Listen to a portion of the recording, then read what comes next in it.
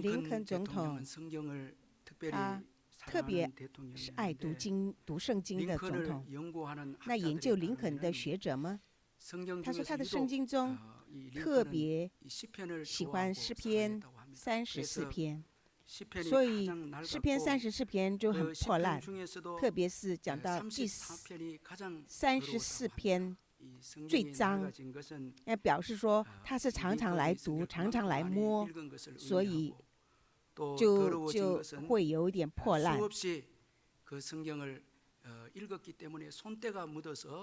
这是表示他是常常来读34篇第4节。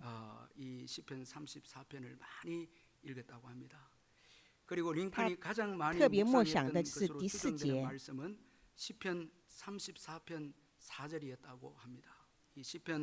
34篇第4节说：“我曾寻求耶和华，他就应允我，救我脱离了一切的恐惧。”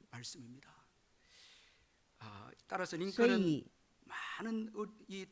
林肯在惧怕当中，他单单依靠神来克服他的惧怕，他可以克服惧怕。所以他可以做了伟大的事迹，就是解放黑奴。所以胜过惧怕是一个非常重要的事情。如果你不胜过惧怕，不能够克服的时候，你不能够得神的喜悦，也不能够承受神为你预备的祝福。所以克服惧怕是非常重要的。迦勒和约书亚以外的其他10个探子，他是从这个不信的信息，他们到了迦南地，看到他的墙高，居民高大，所以认为不能够征服那地。所以听到这消息的以色列的所有的百姓都惧怕。这领导的人的话语是非常重要的。他一句话使所有的百姓都在惧怕当中。因此，这旷野这第1世代的以色列百姓都成为一个没有信仰的人。所以领导人的一句话是非常重要的。这惧怕是个可怕的，也是带给我们致命之伤的。今天让我们有对人的惧怕，或对死亡的惧怕，或对未来的惧怕，或者是环境的问题而带来的惧怕。这惧怕是带给我们致命之伤的。在今天的本文里面可以看到，特别是让我们浪费时间。这10个人中，除了迦勒和约书亚以外，其他的以色列百姓都一整夜在痛哭哭号。在第1节里面讲到，当下全会中大声宣嚷，那夜百姓都哭号。这哭号是表示一些绝望了，而悲伤的，这没有盼望了。他们认为不能够征服迦南地，到了迦南地就会死。他们是这样的心态，绝望的心态而痛哭，浪费了时间在哭号，因为惧怕，他把可贵的时间都浪费在哭号中。我们在惧怕当中的时候，我们就不能够去传福音，不能够去祷告。我们应该要去行善，我们灰心就不能够去行善。我们要去爱，却不能够去爱。我们要感谢，却不能够感谢。要准备信心的这个时间，不能够去准备，只是因为惧怕，万事都觉得不能够去做，精疲力尽，就在消耗一切的时间，浪费时间。所以惧怕是使人生退步。只要有惧怕，这个世间都是浪费的，并且忘记生命的可贵。现在因为看重现在的问题太大，所以以色列百姓他说让我们死吧。他们说在埃及死，在这旷野死。他们这样的埋怨，他们所拥有的这生存是何等可贵的呢？他们在埃及的时候，借着逾越节的羔羊拯救了他们的生命，他们经历的红海的奇迹拯救了他们的性命，有神的引导，让他们在旷野里，神也赐给他们生命的粮食，玛纳和烟春，这是一个可贵的生命。可是现在在问题当中，他们充满着惧怕，他们就说宁愿死，求死，这样的埋怨抱不平。这是多么可怜、多么愚昧的事情呢？在神的眼中是非常伤心而叹息的事情。他们现在所拥有的生命，怎样得到的生命，他们却这样的发怨言。我们今天也是一样，我们今天所得的生命是借着耶稣基督所给我们的生命。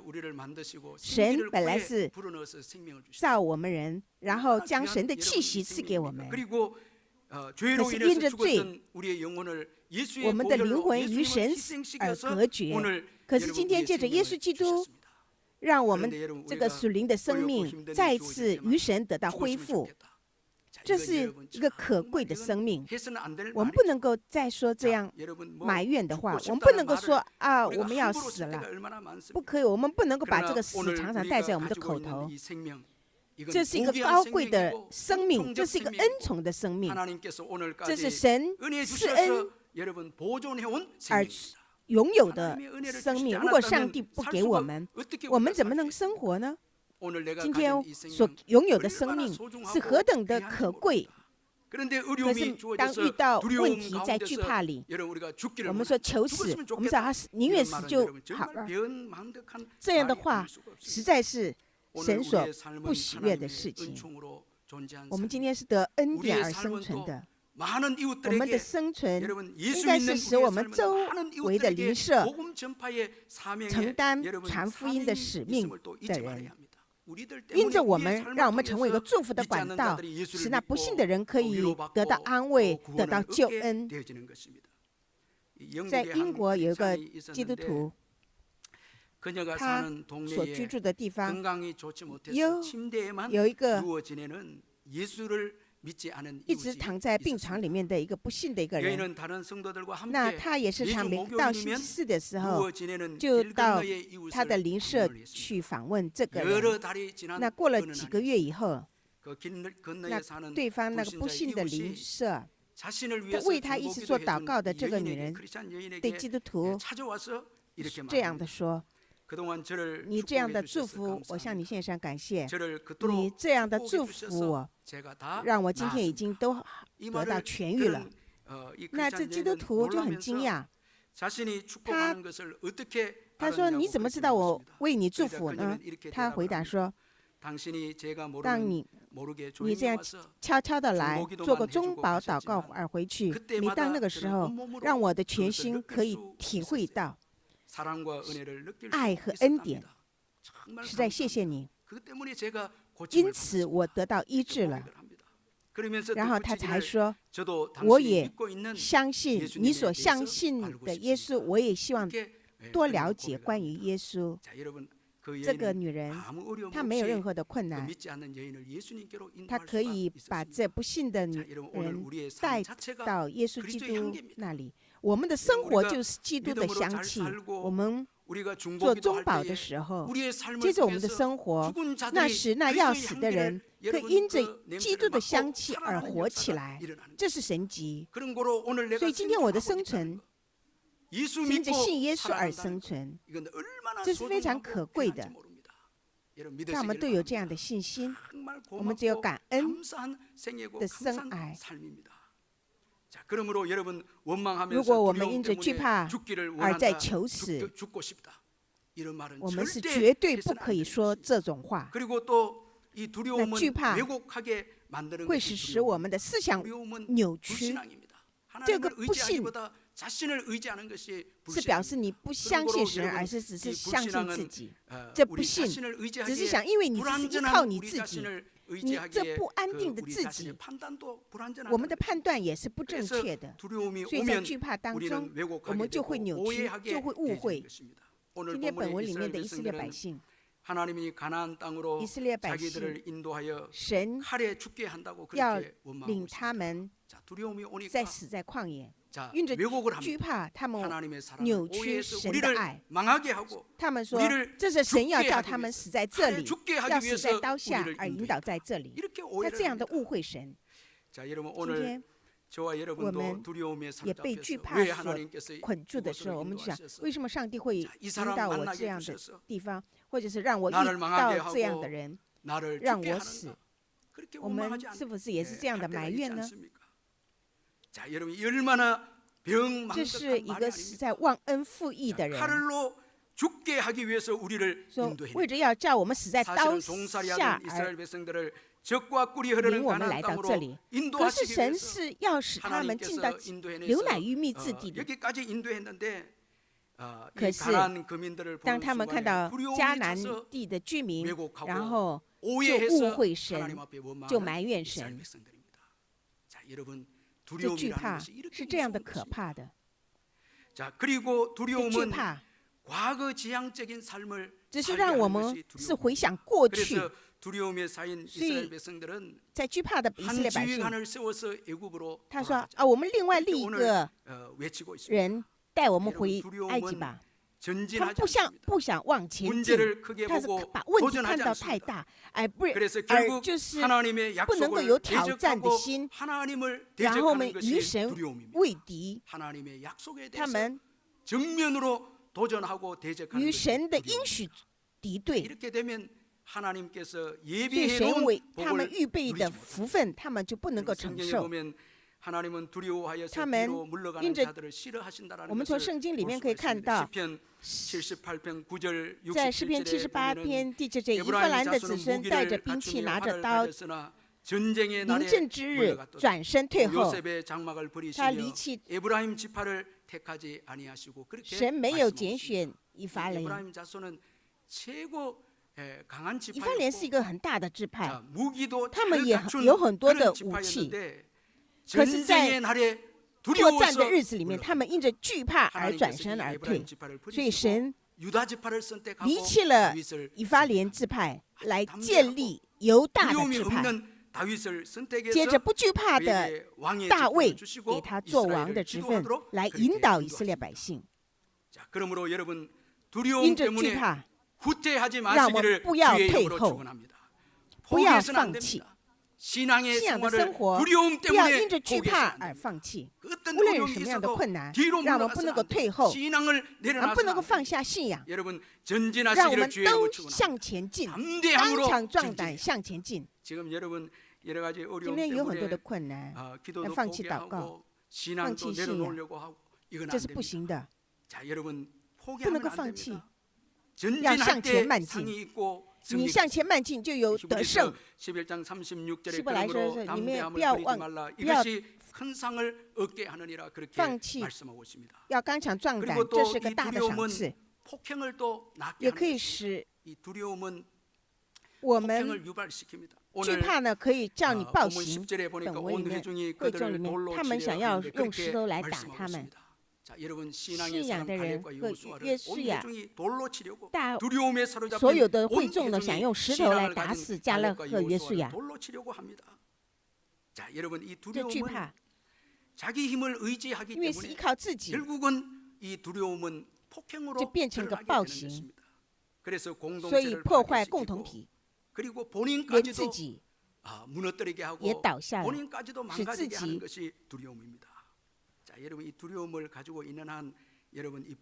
这个在惧怕里面的时候，这个心里面的惧怕没有平安，所以一直都想要出来起暴动。可是你如果有平安的时候，这个暴行就会就安定下来。我们看彼得，他因着惧怕，他拿起刀来杀仆人的耳朵。耶稣也说，动刀的必死在刀下。惧怕人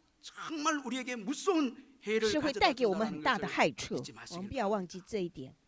在这如果我们惧怕人，让我们放下惧怕，让我们不要把问题看得太大。惧怕是破坏我们的。那这个惧怕怎能克服呢？今天的本文里面是讲的克服，来介绍克服困难的迦勒和约书亚，他们是依靠耶和华的信心，他们只是以神的观点来看每一件事情。信心呢，最重要的，你的视野改变你的视野，让我们的视野转向，因着信心，让我们以神的视野来看每一件事情。这是信仰。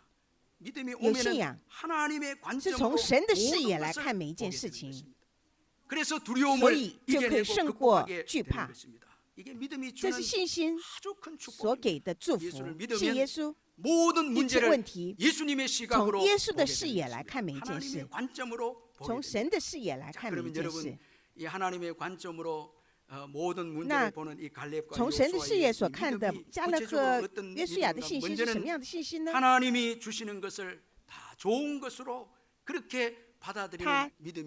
有信心，上帝所为他们预备的都是最好的。他就告诉以色列百姓说，神所赐给他们的是非常好的地方。神所给之地是极美之地，他来强调。他说那里的居民也就是他们的食物，他们的食物。这是表示什么呢？这是上帝所给的恩宠。上帝已经为他们借着这个迦南人摆设宴席，让他们去享受，让他们接着享受这个丰盛的宴席来成长。所以问题越大，让我们的信仰越成熟，让我们经历上帝的大能，经历神的爱。因此让我们可以经历更大的能力和爱。问题越大，越成长，让我们有这样的信心。是迦勒人是巨大，可是这个先人是为着使我们的信仰成长而所为我们预备的。他们这不信的10个人，他们只是想，这些人是要叫我们死，是而为他们预备的。可是有信心的迦勒和约书亚，他就以神的视野来看，这是我们的食物，这是使我们成长的一个道具。小问题是有小的能力彰显，可是大的问题我们可以更经历到神的大能，我们信仰的成长。我们经过了大的试炼，让我们的信仰成长。问题越大，也就成为我们的食物，使我们的信仰更加成长。让我们不要忘记这一点。让我们有信心的时候，我们要知道一切事情都是神为我们预备最美好的。那没有信仰的时候，我们都认为这都是不好。我们想这个也好，那个也好，给我们健康也感谢。我们有生命气息，感谢。我们可以敬拜而感谢，一切都是感谢。这是信心，好的信心。我们在接着敬拜就想都不是，都不好，都很烦呢。这是信仰是有问题的。我在第一部里面也讲过，大家都戴着口罩而不方便的来敬拜。那我们知道，那没有口罩而敬拜的时候，都是感谢的事情。我们大声来歌颂、赞美、祷告，这是何等感谢的事情。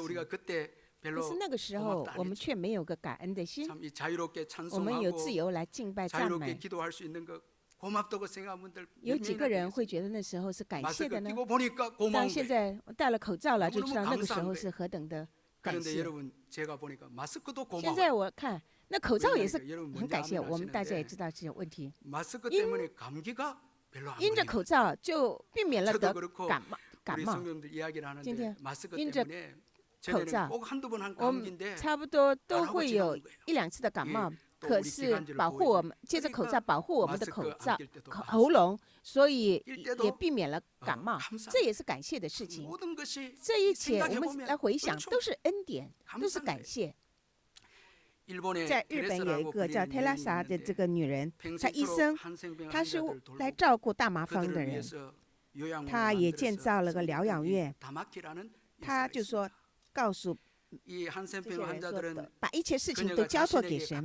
他说，来到神的面前的人都来拦住他们。他一直都来照顾着长大麻风，然后他自己也被感染。可是他从来没有埋怨任何人，他被圣灵所充满，他只是感谢。因为他得到麻风也感谢，因为他可以更加的亲近得麻风病的人而感谢。他回想过去，他有这样的记录。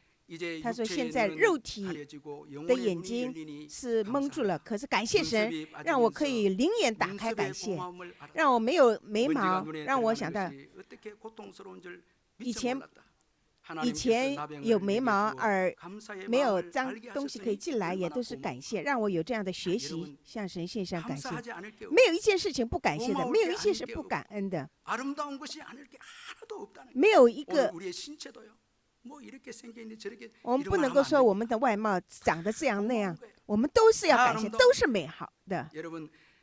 让我们都存这个感恩的心，一切都是恩典。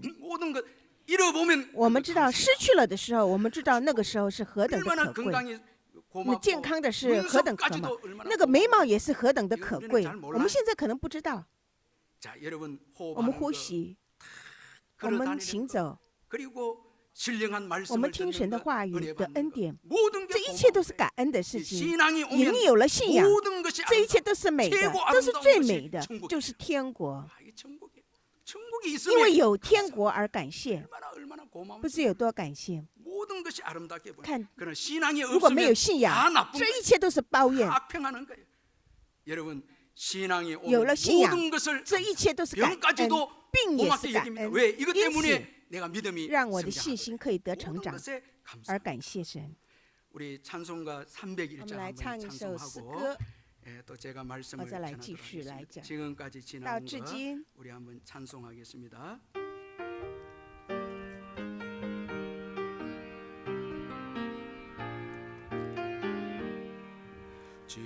活到至今，都是主的恩典。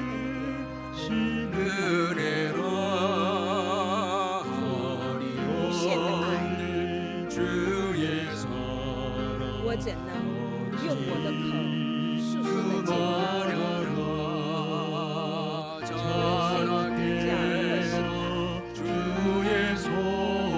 都是由主的手在眷顾中，所有的事都是在主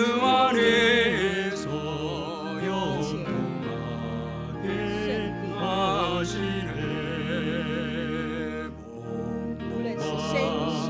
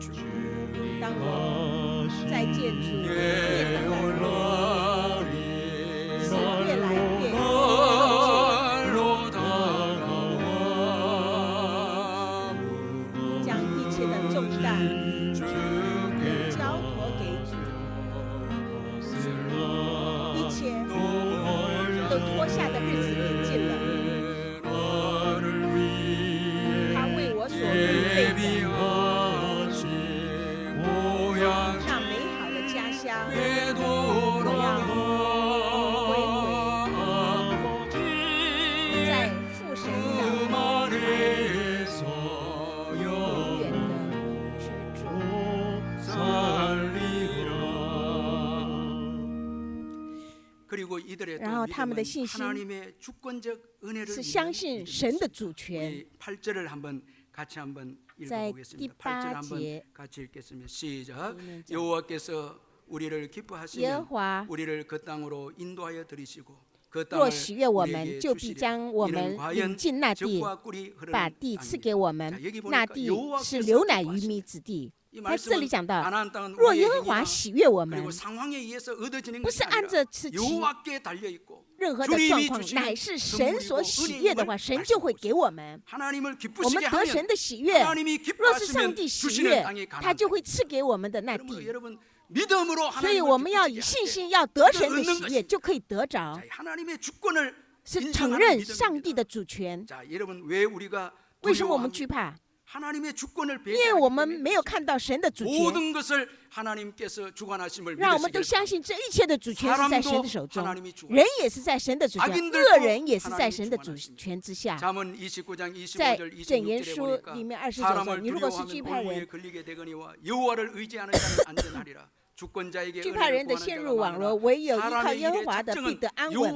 求主恩的人多，定人事的是在耶和华。有很多的人，他们是因为惧怕而去求人，可是我们知道，施恩的是在主的手中，神来做决定，神来做决定的。为什么惧怕人呢？是神来做主权，这地上的一切的主权都是在神的手中。所以我们不能够离开神，我们要惧怕神，我们要依靠神，我们要交托给神。我们是相信神给我们最好的，让我们相信神与我们同在，相信神的同在。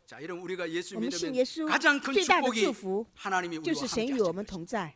耶稣的另外一个名字就是以马内利，就是与我们同在的意思。你相信耶稣吗？相信耶稣与你同在。耶稣这位神是神，他比万有更大的。谁能从他手中夺去呢？没有任何一个人可以从他手中来夺去。谁能够夺去我们？没有任何一个人可以从我们将我们从神的手中夺去。让我们相信神。神与有信心的人同在，特别是讲到这个有信心的人，在第10节里面讲到，但全会众说，拿石头打死他们2人。忽然耶和华的荣光在会幕中向以色列众人显现。有信心的加勒和约书亚，他承认信仰告白的时候，以色列百姓呢想用石头来打死他们，可是耶和华的荣光在会幕中显现，来遮盖。我们神是活着的神，神活着神，如果他不活着，我们一切都是枉然。这里最重要的就是讲到耶和华的荣光显现，不是人来掌管一切，不